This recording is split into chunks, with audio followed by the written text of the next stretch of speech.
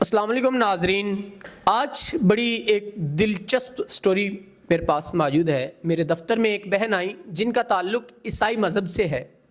انہوں نے ہم سے رابطہ کیا اور انہوں نے کہا کہ میں آپ کے دفتر آنا چاہتی ہوں، ہم آپ کی اکثر ویڈیوز دیکھتے ہیں تو میں اسلام قبول کرنا چاہتی ہوں۔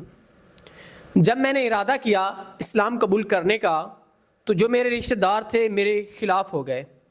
میرے والدین کے اوپر کچھ قرض بھی تھا اور میں نے والدین کو بھی اپنے ارادے کے بارے میں بتایا کہ میں قرآن اور اسلام کے مطابق اپنی زندگی گزارنا چاہتی ہوں، کیونکہ جہاں بھی یہ قرآن پاک کی تلاوت سنتی تھیں ان کا دل موم ہو جاتا تھا اور یہ چاہتی تھیں کہ میں اسلام کے مطابق اپنی زندگی گزاروں۔ ان کو شوق تھا اسلام قبول کرنے کا، لیکن جب انہوں نے اپنے رشتہ داروں کو بتایا، اپنے ماں باپ کو بتایا تو وہ ان کے سبھی خلاف ہو گئے۔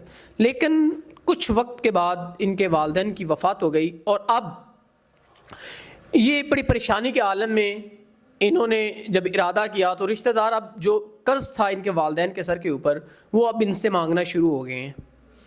تو اس نے کہا کہ جو کچھ مرضی ہو جائے، میری جان چلی جائے، لیکن میں نے اسلام قبول کرنا ہے۔ تو آئیے باقی اس بہن سے جانتے ہیں، پہلے ان کو مسلمان کریں گے اور اس کے بعد ان کی تمام تر جو سٹوری ہے وہ ان سے جانیں گے اور آپ تک پہنچائیں گے۔ بہن، آپ نے ہم سے رابطہ کیا تو آپ جب اپنے رشتہ داروں کو آپ نے بتایا کہ یہ میرے یہ مسائل ہیں کہ میں مسلمان ہونا چاہتی ہوں، تو وہ آپ کے کیوں خلاف ہوئے؟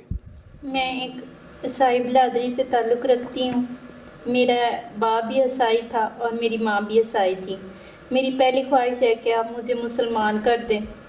میرے محلے میں جو امام مسجد تھے، جو اہل سنت کے تھے، اسلام والے تھے، میں ان کی جب تلاوت سنتی تھی تو میرا بہت دل کرتا تھا۔ اب میرا ارادہ ہے کہ میں مسلمان ہو کر مروں، تو مہربانی ہے آپ مجھے پہلے اسلام قبول کروا دیں۔ بسم اللہ الرحمن الرحیم۔ بسم اللہ الرحمن الرحیم۔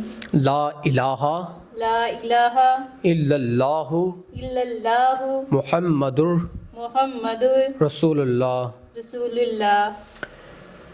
پہلے مبارک ہو بہن آپ کو کہ آپ نے اسلام قبول کیا، اور ہمارے لیے بھی یہ ایک شرف کی بات ہے کہ ہم نے آپ کو اسلام کی تعلیم دی، اسلام کے بارے میں بتایا اور بریف کیا جب آپ ہمارے پاس آئیں۔ تو اب آپ کھل کے ہمیں بتائیں، جب بھی ہمیشہ مسلمان ایک سلام بلاتا ہے تو دوسرے پہ واجب ہو جاتا ہے سلام کا جواب دینا، تو اب آپ مسلمان ہو چکی ہیں تو السلام علیکم میں کہوں گا، آپ کا فرض بنتا ہے کہ آپ وعلیکم السلام کہیں۔ تو السلام علیکم۔ وعلیکم السلام۔ الحمدللہ میں مسلمان ہو گئی ہوں، یہ آپ کی بدولت، اللہ کی رحمت مجھ پہ نازل ہوئی ہے۔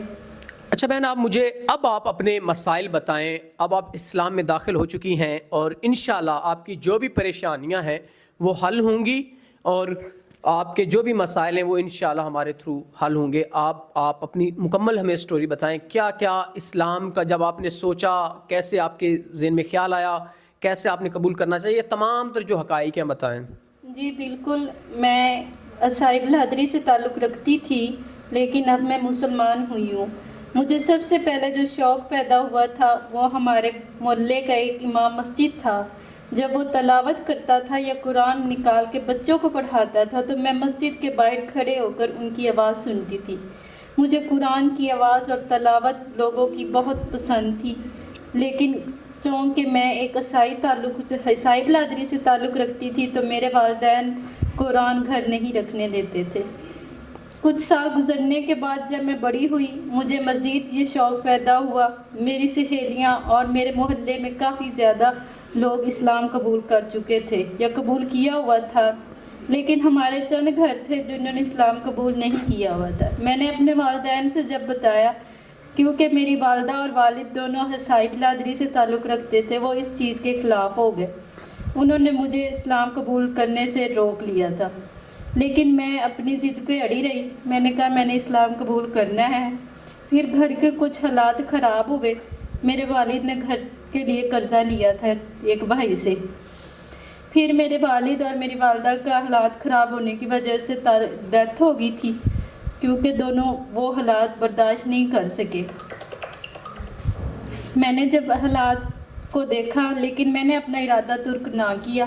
मेरे रिश्तेदारों ने मुझ पे तोहमतें लगाई, लेकिन मैंने फिर भी अपने इरादे पर कायम रही और अपने इरादे पे आज अल्हम्दुलिल्लाह कामयाब हो गई हूँ और एक मुसलमान बनी हूँ। मेरे पास जो एक कर्ज़ेदार थे, जो मेरे वालिद ने कर्ज़ा लिया हुआ था, वो मुझसे अभी भी कर्ज़ा मांगते हैं, मुझे तंग करते हैं, मुझे ज़लील और रुसवा करते हैं और मुझे ताना देते हैं कि तुम अपना मज़हब छोड़ के जा रही हो।